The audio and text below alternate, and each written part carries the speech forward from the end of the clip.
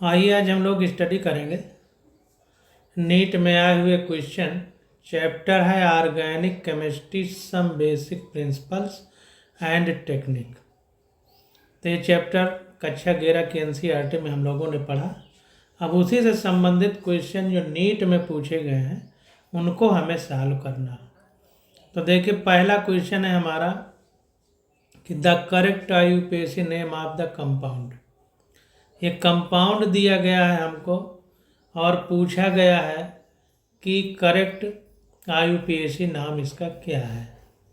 तो ध्यान दीजिए, जब हम लोगों ने एनसीईआरटी पढ़ी थी तो एनसीईआरटी में हम लोगों ने पढ़ा था कि क्रम कौन सा है फंक्शनल ग्रुप का, किसको पहली प्रियॉरिटी देंगे, यानी किसको पहले महत्व देंगे, किसको बाद में महत्व देंगे। तो ये क्रम भी हम लोगों ने पढ़ा था। अगर वो क्रम आपको याद है तो फिर इसमें नंबरिंग कैसे की जाएगी वो भी हमें पता होगा और उस आधार पर हम लोग इस क्वेश्चन को कर पाएंगे। तो सबसे पहले एनसीईआरटी में हम लोगों को ये देखना पड़ेगा कि इनका क्रम क्या है। अगर वो क्रम हमको पता चल जाए तो हम लोग सारी बातों को समझ लेंगे। तो यहाँ पर देखिए, एनसीईआरटी में एक ऑर्डर दिया गया है, कह रहा है the order of decreasing priority for some functional group. तो डिक्रीजिंग ऑर्डर में पहले एसिड है, फिर SO3H है, फिर COOR है जिसको ईस्टर बोलते हैं, फिर COCl है, फिर CONH2 है, फिर CN है, फिर CHO है, फिर कीटो है, फिर एल्कोहल है, फिर एमिनो ग्रुप है, फिर एल्कीन है, फिर एल्काइन है। इस तरह से ऑर्डर है। और यहाँ पर नीचे दिया गया है कि R मतलब एल्केन, और ये benzyl group, hydrogen, fluorine, chlorine, bromine, iodine, फिर NO2 है, एल्कोक्सी या OR etcetera are always prefix substituent.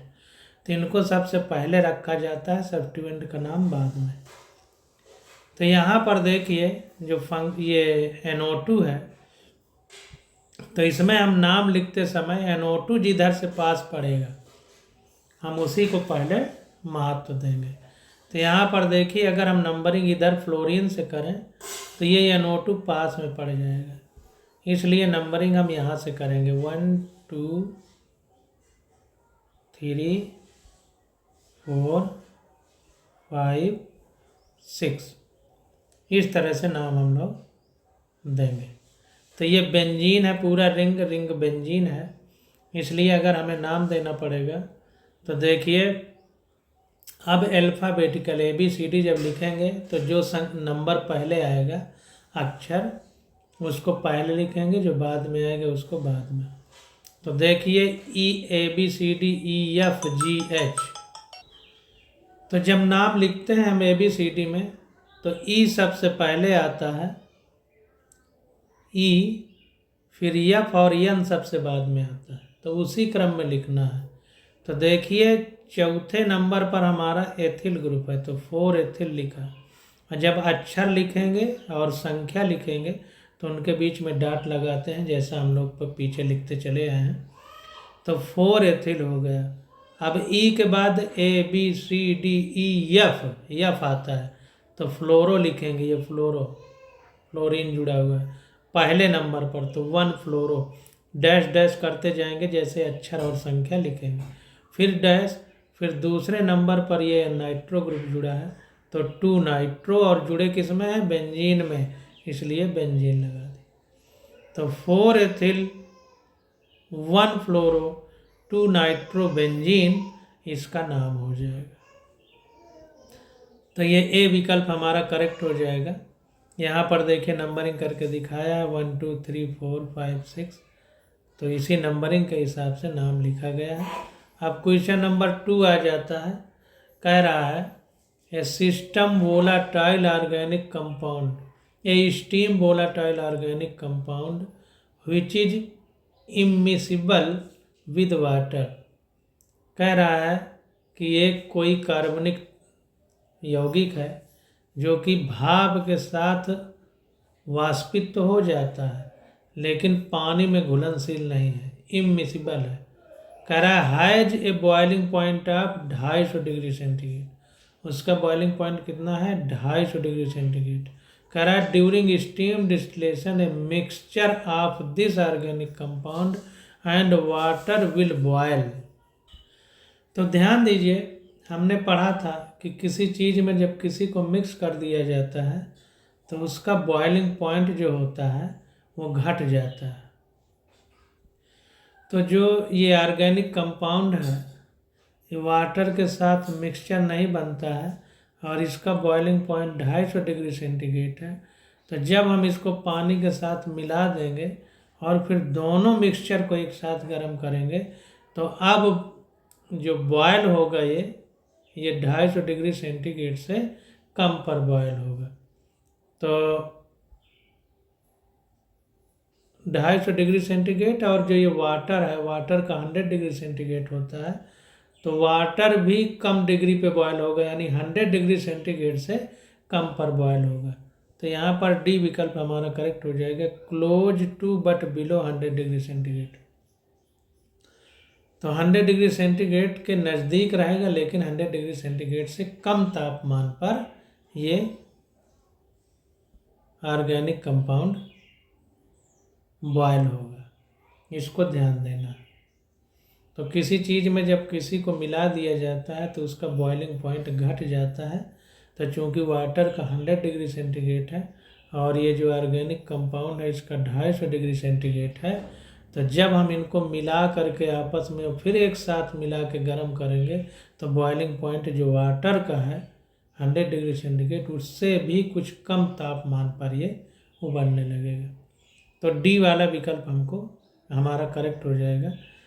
If one of the substance in the mixture is water and the other a water insoluble substance, ध्यान दीजिए water insoluble होना चाहिए जो घुले ना, then the mixture will boil close to but below 373 degree 373 kelvin या 100 degree centigrade. तो पानी में अगर पानी में ही घुलनशील तत्व ना हो, यानी पानी में ना घुलता हो, दोनों को आपस में मिला दिया जाए और गर्म किया जाए तो फिर जो पानी का बॉइलिंग पॉइंट होता है उससे कुछ कम डिग्री सेंटीग्रेड पर उबलता है। तो डी विकल्प हमारा करेक्ट हो जाएगा। अब क्वेश्चन नंबर 3 देखते हैं। कह रहा है match list first with list second. कह रहा है कि लिस्ट फर्स्ट और लिस्ट सेकंड में क्या दिया, इधर टेस्ट और रिएजेंट दिया है, इधर रेडिकल है जो आइडेंटिफाई हमको करना है। तो ये देखिए क्वेश्चन जो हमने एनसीईआरटी पढ़ी अभी उसमें नहीं दिया है, ये प्रैक्टिकल वाले जो चैप्टर दिए गए हैं उसमें दिया होगा, परंतु फिर भी आ गया है तो इसको हम देख लेते हैं। लेकिन इस पर बहुत ज़्यादा जोर नहीं देना है क्योंकि ये सारे विकल्प में से कोई हमारी एनसीईआरटी में जो चैप्टर हम पढ़ रहे हैं उसमें नहीं है। तो इस चैप्टर के हिसाब से तो ये नीट में नहीं पूछा जाना चाहिए, लेकिन चूंकि हो सकता है प्रैक्टिकल वाली बुक में ये सब दिए गए हैं तो उसको जब हम पढ़ेंगे तो वहाँ पढ़ेंगे। तो इसको देख लेते हैं, डी विकल्प इसका करेक्ट है, डी वाला। तो इसको देखते हैं, ए का थर्ड हमारा करेक्ट है। लैब टेस्ट एल्युमिनियम +3 के लिए किया जाता है, एल्युमिनियम आयन के लिए। बी का 4 करेक्ट है, यानी नेस्लर्स रिएजेंट NH4+ आयन के लिए होता है। और सी का सेकंड सही है, यानी पोटेशियम सल्फोसाइनाइड Fe+3 रेडिकल के आइडेंटिफाई के लिए रिएजेंट होता है। और ब्राउन रिंग टेस्ट हम लोग NO3- के लिए करते हैं। तो ये इस चैप्टर में नहीं है इसलिए हम इसका ज़्यादा डिटेल में नहीं जाएंगे, केवल बस दिया है तो पढ़ लेंगे। तो लैब टेस्ट Al+3 के लिए होता है, नेस्लर्स रिएजेंट NH4+ के लिए आइडेंटिफाई करने के लिए होता है, पोटेशियम सल्फोसाइनाइड हमारा Fe+3 के लिए होता है, और ब्राउन रिंग टेस्ट NO3- के लिए होता है। क्योंकि एनसीईआरटी में नहीं दिया है तो इसलिए हम ज़्यादा डिटेल में नहीं जाएंगे। अब क्वेश्चन नंबर 4 आ जाता है। कह रहा methyl group attached to a positively charge carbon item stabilize the carbocation due to. तो कह रहा है कि कोई कार्बोकेटायन है हमारे पास, कोई कार्बोकेटायन है, तो कह रहा है इसमें अगर मेथिल ग्रुप जुड़ जाए, जैसे CH3 CH2 होगा, तो यहाँ पर CH3 जुड़ जाए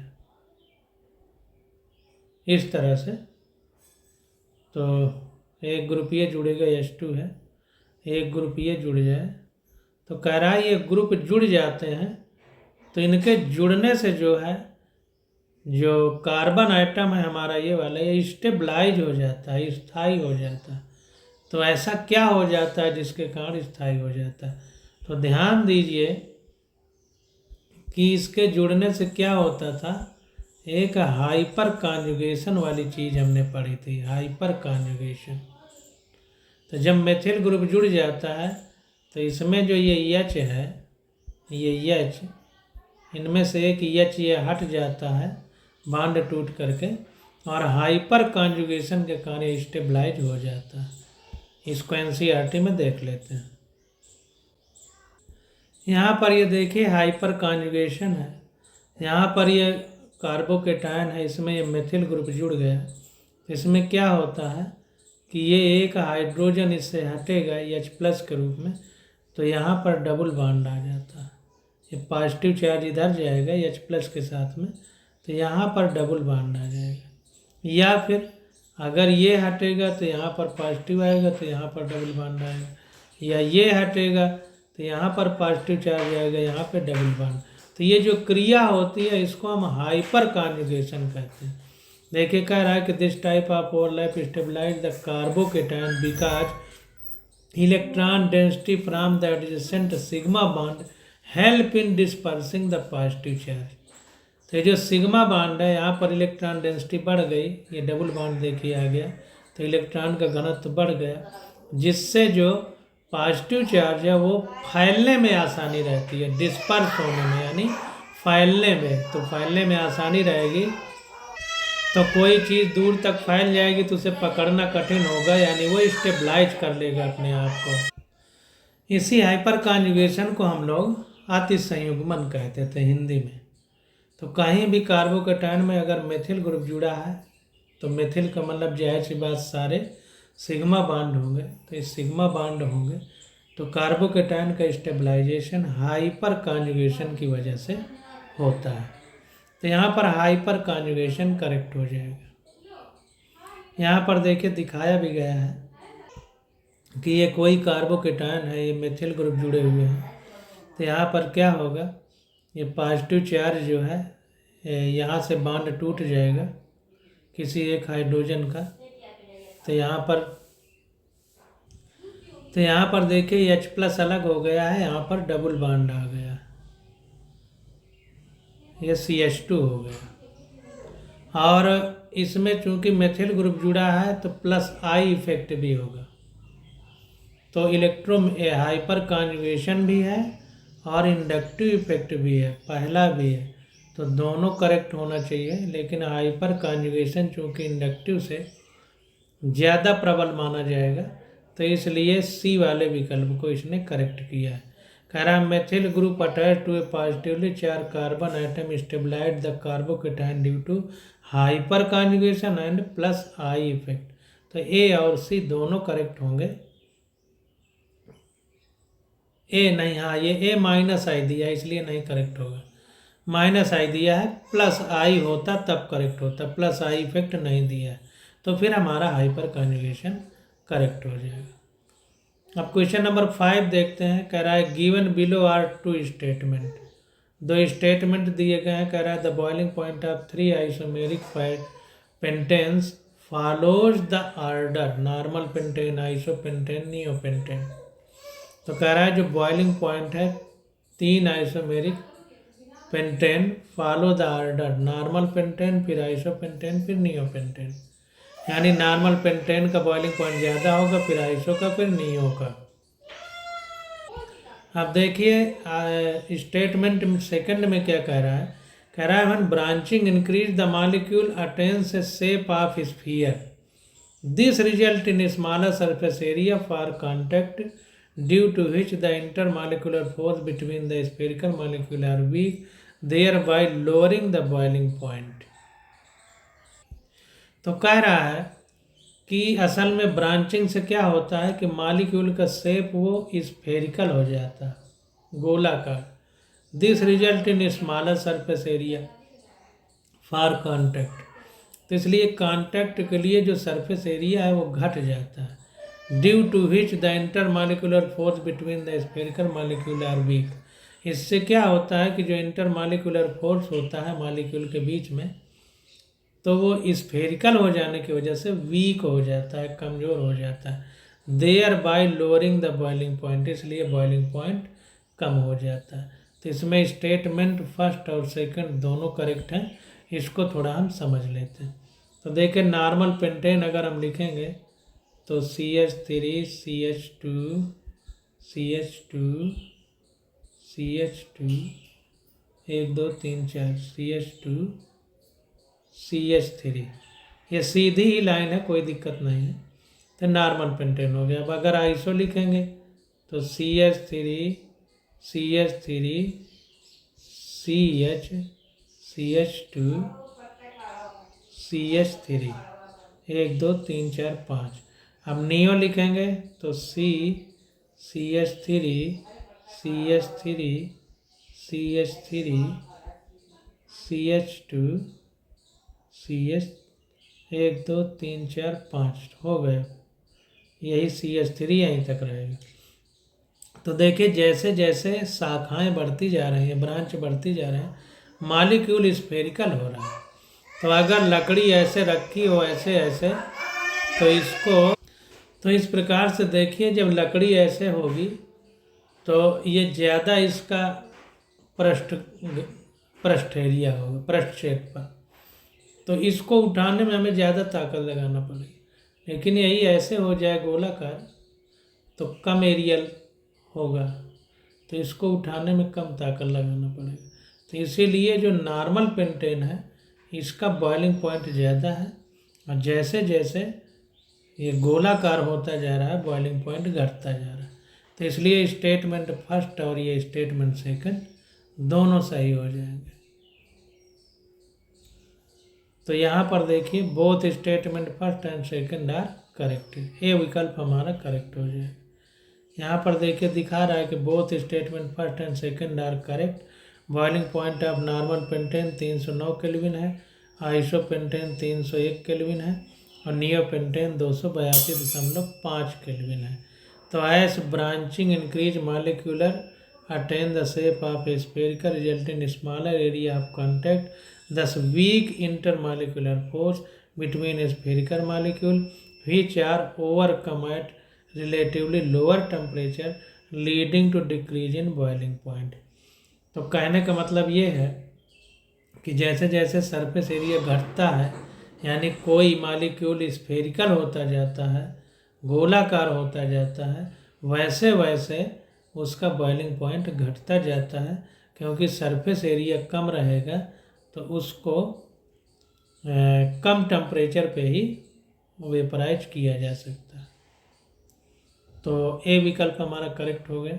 अब डी वाला देखते हैं। ऐसे ही सिंपल भाषा में बातों को समझना, बहुत ज़्यादा दिमाग और कॉन्सेप्ट के चक्कर में क्वेश्चन याद तो हो जाते हैं तुरंत, लेकिन फिर भूल जाते हैं, तो ऐसे ही हमको याद करना है। तो आप देखिए इसको ऐसे भी आप समझ सकते हैं कि कोई एक लकड़ी खड़ी हो तो उसको धकेलने के लिए 8-10 आदमी लाना पड़ेगा, लेकिन अगर उसी को गोलाकार उतना ही वजन कर दिया जाए तो एक आदमी ढकेलते चला जाएगा। तो गोलाकार में कम ताकत लगेगी, तो इसलिए उड़ाने के लिए उनको कम ताकत लगेगी, तो बॉइलिंग पॉइंट घट जाएगा। क्वेश्चन नंबर 6 देखते हैं। कह रहा है the most stable carbocation among the following is. तो ये जो 4 विकल्प दिए गए हैं इनमें सबसे स्टेबल कार्बोकेटायन कौन सा है। तो यहाँ पर देखिए जितने भी कार्बोकेटायन हैं, सिंगल बॉन्ड है, सिंगल बॉन्ड है, सिंगल बॉन्ड है, यहाँ पर भी सिंगल बॉन्ड CH3 जुड़ा है, तो सारे सिंगल बॉन्ड हैं और मेथिल ग्रुप जैसे दिख रहे हैं सब। तो जाहिर सी बात है कि हम बात किसकी करेंगे, हाइपर कॉन्जुगेशन की। तो यहाँ पर देखिए डी वाला विकल्प हमारा करेक्ट है, हाइपर कॉन्जुगेशन अभी हमने ऊपर पढ़ा है। तो सबसे ज़्यादा स्टेबल कौन होगा, जैसे चोर है उसको पुलिस पकड़ रही है, तो पुलिस पकड़ेगी तो जो ज़्यादा छुपने में माहिर होगा उसको नहीं पकड़ पाएगी, यानी फिर वो चोर स्टेबल होगा, स्थायी होगा, फिर पुलिस नहीं पकड़ पाएगी। तो देखना है कि सबसे कम चांस किसको है कि पुलिस पकड़ पाए, तो यही जिसको कम चांस होगा पकड़ने का वही स्थायी होगा। तो देखे पढ़ते हैं और समझने का प्रयास करते हैं। तो यहाँ पर देखिए कह रहा है the stability of carbocation can be described by the hyper conjugation. यहाँ पर जो कार्ब धनायन है या कार्बोकेटायन है उसकी स्टेबिलिटी को हम लोग किससे पहचानेंगे, हाइपर कॉन्जुगेशन के द्वारा बताएंगे। Greater the extent of hyper conjugation more is the stability of carbocation. जितना ज़्यादा कार्बोकेटायन हाइपर कॉन्जुगेशन होगा उतना ज़्यादा स्टेबल कार्बोकेटायन होगा। तो जैसे हमने एनसीईआरटी में पढ़ा था, यहाँ पर जैसे ये कार्बोकेटायन है तो इसमें 3 अल्फा हाइड्रोजन बनेंगे।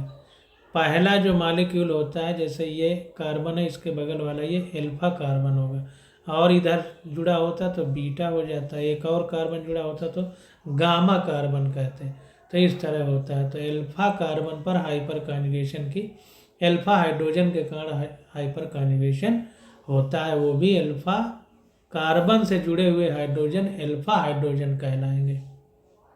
तो जितने ज़्यादा अल्फा हाइड्रोजन होंगे उतना ज़्यादा हाइपर कॉन्जुगेशन होगा और उतना ही ज़्यादा हमारा कोई भी कंपाउंड स्टेबल होगा। तो यहाँ पर देखते हैं, तो यहाँ पर ध्यान दीजिए। तो अगर हम इसको देखें तो यहाँ देखते हैं, तो यहाँ पर देखिए विकल्प ए में देखते हैं। तो यहाँ समझने का प्रयास करिए कि ये जो है यहाँ पर सी और 2 लकीरें हैं, यानी 2 बैलेंसी पूरी हो गई कार्बन की, तो इसका मतलब 2 हाइड्रोजन होंगे, इसके साथ में 2 हाइड्रोजन होंगे। और यहाँ पर 3 बैलेंसी है, इसका मतलब 1 हाइड्रोजन होगा इस कार्बन के साथ। तो ये पॉजिटिव है तो 1 अल्फा कार्बन ये होगा, 1 अल्फा कार्बन ये होगा। तो यहाँ पर 2 1 3 अल्फा हाइड्रोजन हो जाएंगे, 3 अल्फा हाइड्रोजन हो जाएंगे। यहाँ पर देखते हैं तो ये अल्फा कार्बन हो जाएगा, ये अल्फा कार्बन हो जाएगा। तो यहाँ पर 3 हाइड्रोजन ये है, 2 ये, तो 5 अल्फा हाइड्रोजन हो जाएंगे। यहाँ पर देखते हैं तो ये हमारा अल्फा कार्बन हो जाएगा। तो 3 लकीरें हैं, मतलब 1 वैलेंसी पूरी नहीं है, तो इसका मतलब 1 अल्फा हाइड्रोजन होगा, 1 और हाइड्रोजन होगा। अब यहाँ डी पर देखते हैं, तो डी पर देखिए, इसको अगर ध्यान दें तो ये कार्बन पॉजिटिव वाला है, तो 1 अल्फा कार्बन ये है, इससे जुड़े हुए 3 हाइड्रोजन। अब यहाँ पर 2 बैलेंसी, ये भी अल्फा होगा, ये भी अल्फा होगा। ये पॉजिटिव चार्ज के जस्ट बगल वाले अल्फा कार्बन होंगे, उनसे जुड़े हुए हाइड्रोजन अल्फा हाइड्रोजन होंगे। तो 3 ये हो गए। अब यहाँ पर 2 वैलेंसी पूरी, इसका मतलब 2 यहाँ होंगे, तो 3 2 5। यहाँ पर 2 वैलेंसी पूरी कार्बन की, इसका मतलब 4 पूरा करना है, तो 2 हाइड्रोजन यहाँ होंगे, तो 7 अल्फा हाइड्रोजन हो जाएंगे। सबसे ज़्यादा अल्फा हाइड्रोजन डी वाले में है, इसलिए सबसे ज़्यादा हाइपर कॉन्जुगेशन डी वाले में होगा, इसलिए सबसे ज़्यादा स्टेबल डी वाला होगा। तो डी विकल्प हमारा करेक्ट हो जाएगा। अब देखें यहाँ पर बता रहा है कि the stability of carbocation can be described by the hyper conjugation. यहाँ पर जो स्टेबिलिटी का ऑर्डर है या स्टेबिलिटी है उसको हम हाइपर कॉन्जुगेशन या अति संयुग्मन द्वारा दर्शा सकते हैं। Greater the extent of hyper conjugation more is the stability of carbocation. जितना ज़्यादा हाइपर कॉन्जुगेशन होगा उतना ज़्यादा कार्बोकेटायन की स्टेबिलिटी होगी। और कार्बोकेटायन की स्टेबिलिटी या हाइपर कॉन्जुगेशन ज़्यादा कैसे पता चलेगा, जितने ज़्यादा अल्फा हाइड्रोजन होंगे। तो हमने निकाल के बताया, देखिए पहले वाले में 3 अल्फा हाइड्रोजन थे, दूसरे वाले में 5, तीसरे वाले में 1, चौथे वाले में 7। तो सबसे ज़्यादा चौथे वाले में है, तो चौथा सबसे ज़्यादा स्टेबल। फिर दूसरे वाले में तो दूसरा उससे कम, फिर पहले वाले में तो पहला उससे कम, और तीसरे वाले में सबसे कम अल्फा हाइड्रोजन है तो सबसे कम स्टेबल तीसरा वाला। अब क्वेश्चन नंबर 7 आ जाते हैं। कह रहा है एक compound with molecular formula of C4H14 C6H14 has 2 tertiary carbon, it's IUPAC name is. 2 tertiary carbon है।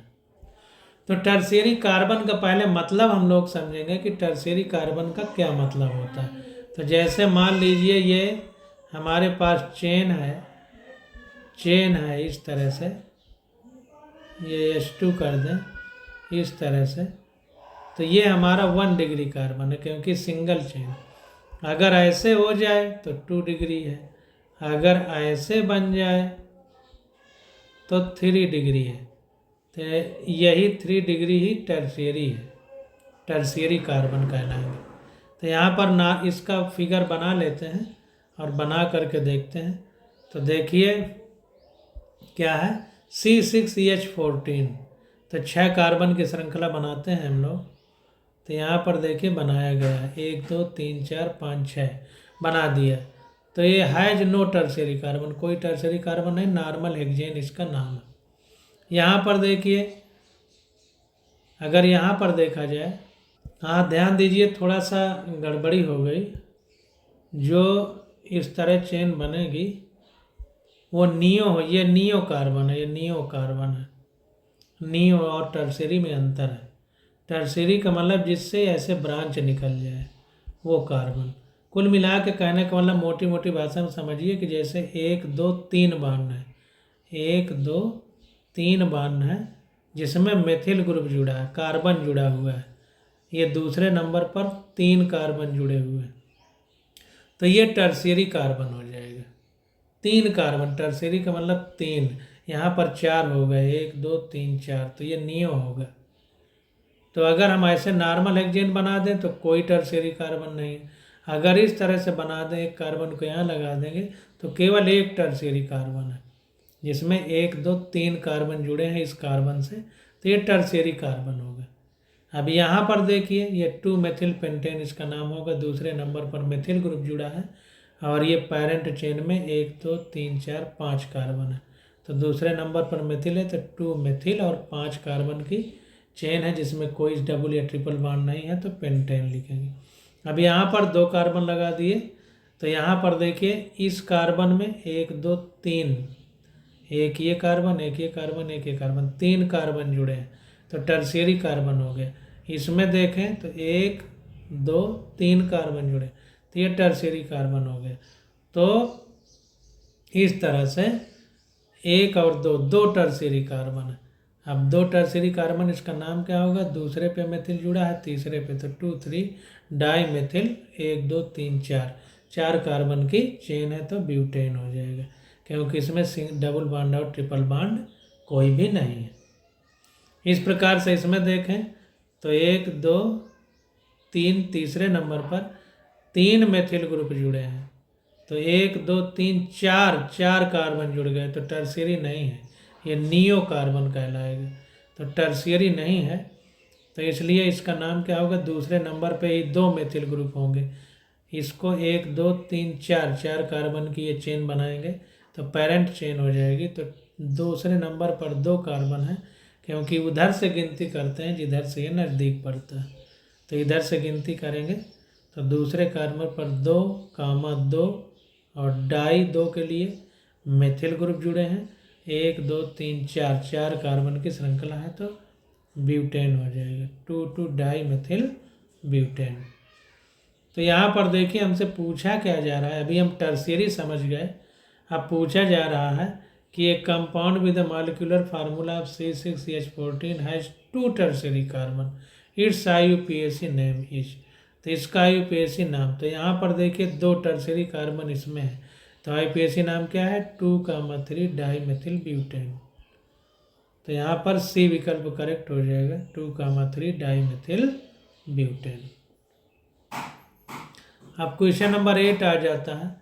कह रहा है on heating some solid substance change from solid to vapour state without passing through liquid state. तो बहुत सारे ऐसे पदार्थ हैं जिनको गर्म किया जाता है तो बिना द्रव बने ठोस से सीधा गैस में बदल जाते हैं, जैसे कपूर हमने पढ़ा था, कैम्फर। तो इस विधि को क्या बोलते हैं, इस प्रक्रिया को? इसको हम लोग हिंदी में ऊर्ध्वपातन और अंग्रेजी में सब्लिमेशन कहते थे। तो कह रहा है the technique used for the purification of such solid substance based on the above principle is known as. तो कौन सी टेक्निक से इनको शुद्ध किया जाता है? तो है सब्लिमेशन। तो बी करेक्ट हो जाएगा, सब्लिमेशन। अब यहाँ पर देखिए बताया गया है कि क्रिस्टलाइजेशन के द्वारा किसको करते हैं? It is based on difference in the solubility of the compound and impurity in A suitable solvent. तो किसी सुइटेबल का सब्सटेंस में जिसमें इम्प्योरिटी और कंपाउंड जिसको निकालना चाहते हैं, प्योर करना चाहते हैं, दोनों घुल जाए, तो उस पर आधारित है क्रिस्टलाइजेशन। सब्लिमेशन हम लोग पढ़ चुके। डिस्टिलेशन में क्या होता है? It is use to separate volatile liquid. वाष्पशील द्रव को हम इस विधि से डिस्टिलेशन से शुद्ध करते हैं फ्रॉम नॉन वोलाटाइल इम्प्योरिटी। ध्यान दीजिए, जो एक वोलाटाइल लिक्विड होना चाहिए, दूसरा नॉन वोलाटाइल, एक वाष्पित हो दूसरा बिना वाष्पित हुए रहे। तो इसका मतलब वाष्प वाला अलग हो जाएगा, बिना वाष्पित वाला उसी में पड़ा रह जाएगा। तो वोलाटाइल को नॉन वोलाटाइल से अगर अलग करना है तो डिस्टिलेशन टेक्निक का यूज करते हैं। And the liquid have sufficient difference in their boiling point. ध्यान दीजिए, ये बात ध्यान रखना है कि जो बॉइलिंग पॉइंट का अंतर है वो पर्याप्त होना चाहिए। नहीं पता चले दोनों एक साथ बॉयल होने लगे तो दोनों वाष्प बन के फिर एक साथ चले गए, तो हम उनको अलग नहीं कर पाएंगे। क्रोमैटोग्राफी में क्या है? It is based on separation by using stationary and mobile phase. तो क्रोमैटोग्राफी में क्या होता है? एक स्टेशनरी फेज होती है, एक मोबाइल, एक स्थिर अवस्था, एक गतिशील प्रावस्था। तो सारी चीज़ें हम लोगों ने पढ़ ली। अब देखिए कह रहा है क्वेश्चन नंबर 9, कह रहा है in Lassaigne extract of organic compound both nitrogen and sulphur are present. कह रहा है लैसेग्ने एक्सट्रैक्ट में जब हम ऑर्गेनिक कंपाउंड की परीक्षण करते हैं तो उसमें कह रहा है नाइट्रोजन और सल्फर दोनों उपस्थित हैं। तो कह रहा है which give blood red colour with Fe+3 due to the formation of.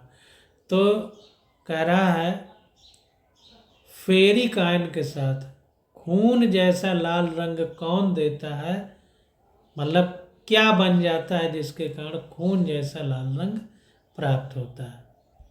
तो यहाँ पर देखिए सी विकल्प करेक्ट है, FeSCN का होल +2, इसके बनने के कारण खून जैसा लाल रंग प्राप्त होता है। इसको देख लेते हैं। तो कह रहा है in case nitrogen and sulphur both are present in organic compound. अगर दोनों प्रेजेंट है नाइट्रोजन और सल्फर तो सोडियम थायोसाइनेट इज फाउंड। तो सोडियम थायोसाइनेट बन जाता है। It give blood red colour. भाई दोनों प्रेजेंट हैं तो नाइट्रोजन और सल्फर दोनों वाला कंपाउंड बनेगा, तो सोडियम थायोसाइनेट बन जाता है। It give blood red colour and no Prussian blue since there are no free cyanide ion. तो it give blood red colour, जो सोडियम थायोसाइनेट होता है, इसके बनने के कारण खून जैसा लाल रंग प्राप्त होता है। और नो प्रूसियन ब्लू नहीं बनता since there are no free cyanide ion, इसलिए कोई साइनाइड आयन फ्री नहीं होता।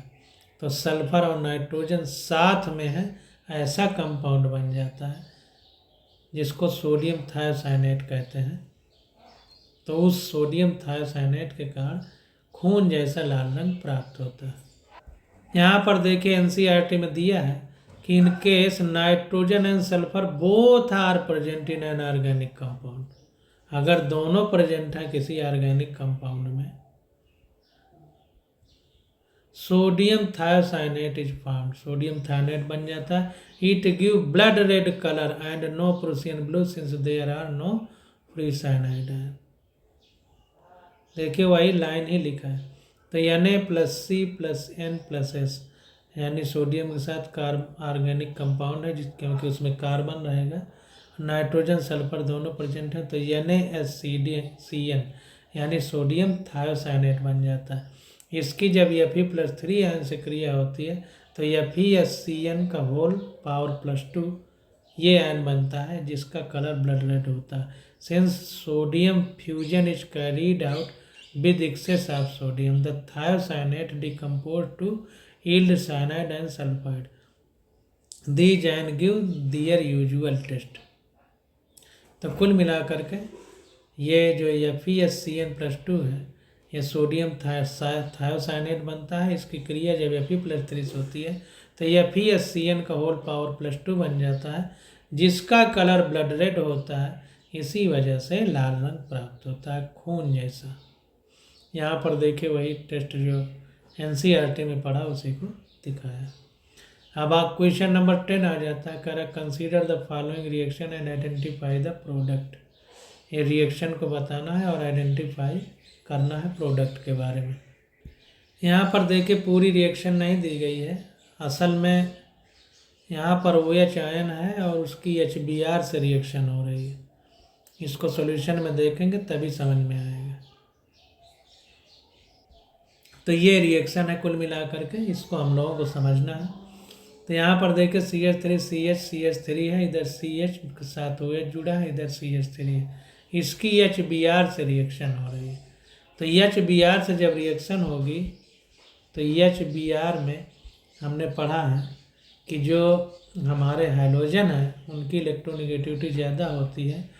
तो ये अगर बॉन्ड टूटेगा तो इससे क्या होगा, Br- बनेगा क्योंकि इसके इलेक्ट्रोनेगेटिविटी ज़्यादा है, और ये H+ बनेगा। बॉन्ड के इलेक्ट्रॉन ये ले लेगा तो Br- हो जाएगा और ये H+ बनेगा। अब ध्यान दीजिए जब ये H+ बन जाएगा तो यहाँ पर OH जुड़ा हुआ है। अब OH जुड़ा है तो इसके पास देखिए ऑक्सीजन है, O8 16 होता है, तो ये एटॉमिक नंबर हो जाएगा तो 2, 6। बाहरी कक्षा में 6 इलेक्ट्रॉन है, तो 6 में से एक हाइड्रोजन के साथ जुड़ गया और एक इस बॉन्ड में चला गया, तो 2 का यूज हो गया, तो बचे कितने, 4। तो यहाँ पर देखिए 4 पॉइंट से दिखाया गया। तो कुल मिला के कहने का मतलब इसके पास पर्याप्त इलेक्ट्रॉन है। तो जब पर्याप्त इलेक्ट्रॉन है तो ये हमारा जो है आक्रमण कर देगा यहाँ पर, ये इलेक्ट्रोफाइल। तो ये इलेक्ट्रोफाइल आक्रमण करेगा तो क्या हो जाएगा कि यहाँ पर देखिए ये हाइड्रोजन जुड़ जाएगा तो OH2 हो जाएगा। ये पॉजिटिव चार्ज है तो 2 यहाँ पर निगेटिव इलेक्ट्रॉन है तो इसके साथ जुड़ के OH2 बना देगा। अब जैसे ही ये OH2 बनेगा तो OH2 के बनने के बाद क्या होगा, यहाँ से पानी अलग हो जाएगा H2O के रूप में। जब पानी अलग होगा तो अब क्या हो जाएगा, जैसे ही ये इतना अलग होगा तो ये यहाँ पर चूँकि ये ऑक्सीजन ज़्यादा इलेक्ट्रोनेगेटिव है तो इलेक्ट्रॉनों को ये लेके जाएगा। तो जैसे ही इलेक्ट्रॉनों को लेके जाएगा अपने साथ में तो 2 हाइड्रोजन है तो 4 इलेक्ट्रॉन इसके पास बच जाएंगे क्योंकि 2 बॉन्ड में यूज हो गए। तो ये पूरे इलेक्ट्रॉन ले जाएगा तो यहाँ पॉजिटिव चार्ज आ जाएगा, ये बॉन्ड टूट के जाएगा तो ये इलेक्ट्रॉन ऑक्सीजन के साथ जाएंगे। तो यहाँ पर देखिए पॉजिटिव चार्ज आ गया, पॉजिटिव चार्ज आ गया, इसके साथ एक बॉन्ड के साथ कार्बन इधर है एक इधर, तो ये 2 डिग्री कार्बन कहलाएगा। तो ये 2 डिग्री कार्बन है। अब इसके बाद क्या होगा, कार्बोकेटायन रीअरेंजमेंट होगा। अब ये जो कार्बोकेटायन है ये इस तरह से अपने को व्यवस्थित करेगा कि स्थायी बन जाए। तो जानते हैं कि 2 डिग्री कार्बन से 3 डिग्री कार्बन ज़्यादा स्टेबल होता है। तो क्या होगा, ये जो पॉजिटिव चार्ज है इस 3 डिग्री पे आ जाएगा। ये देखिए H- शिफ्ट, यानी ये हाइड्रोजन निगेटिव चार्ज के साथ शिफ्ट होगा तो ये CH की जगह ये हाइड्रोजन शिफ्ट होगा तो CH2 हो जाएगा, ये वाला हाइड्रोजन शिफ्ट होगा और यहाँ पर पॉजिटिव चार्ज आ जाएगा। तो इसे H- शिफ्ट कहते हैं। ऐसा हुआ क्यों, क्योंकि ये कार्बोकेटाइन ज़्यादा स्टेबल है, क्योंकि 3 डिग्री है, ये 2 डिग्री है, 2 डिग्री से 3 डिग्री ज़्यादा स्टेबल है और हर चीज़ अपने को ज़्यादा स्टेबल रखना चाहती है। अब यहाँ पर देखिए जो HBr के टूटने से Br माइनस बना था ये वाला, अब ये अपनी कलाकारी दिखाएगा। तो जैसे यहाँ पॉजिटिव चार्ज ये बनेगा तो फिर ये Br माइनस जो बना था वो यहाँ आकर के जुड़ जाएगा ये पॉजिटिव की जगह में। तो इस तरह से CH3CH CH3Br CH2CH3 ये कंपाउंड हमारा बन जाएगा। तो इस तरह से क्रिया होती है। Br यहाँ नहीं जुड़ेगा, यहाँ जुड़ेगा, क्योंकि ये कंपाउंड ज़्यादा स्टेबल होगा और हर चीज़ ज़्यादा स्टेबिलिटी चाहती है, तो इसलिए ये डी वाला विकल्प हमारा करेक्ट हो जाएगा। तो इस तरह हम सारे क्वेश्चनों को सॉल्व करते हैं। अब क्वेश्चन नंबर आ जाता है 11। तो इसकी स्टडी हम लोग अगले लेक्चर में करेंगे। आज बस यहीं तक।